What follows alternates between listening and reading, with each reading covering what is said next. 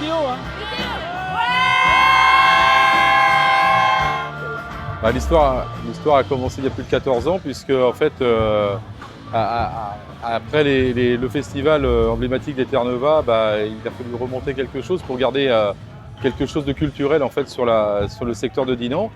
Et ensuite, on a fait évoluer ce projet-là. En 2014, c'était le démarrage du Bobby Mom, le festival pour les enfants et les personnes âgées.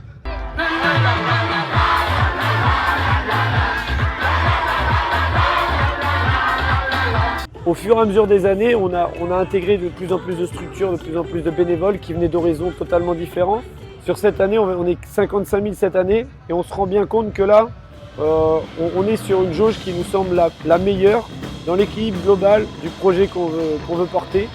Et c'est vrai que cette attractivité que l'on défend sur le territoire des Côtes d'Armor, mais pas que, on a cette chance au fur et à mesure des années de s'étoffer sur la région, avec aussi en termes d'attractivité artistique des noms qu'on ne retrouvera qu'à Mobital cet été. C'est l'exemple de Nino ou autrement Louise Attaque qui était programmé dans 2 festivals.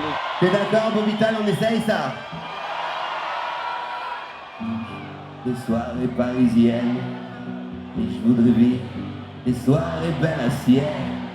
Au niveau de la programmation, parce qu'on a beaucoup de jeunes, même si les examens ne sont pas passés pour tous, mais voilà, on veut faire plaisir à tout le monde.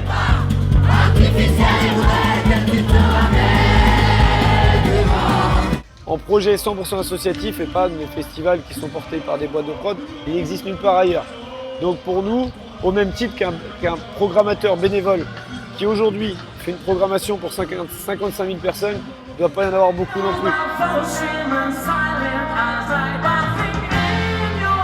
De venir sur un festival qui est payant, mais de découvrir la musique, au moins sur un espace qui est entièrement gratuit, avec une équipe on va le citer, François Béline et toute son équipe. Donc voilà, c'est ensemble, avec nos partenaires, avec l'énergie des 1400 bénévoles, qu'on arrive à trouver un projet, un équilibre global, économique, attractif, qui fait que l'aventure, elle devient incroyable.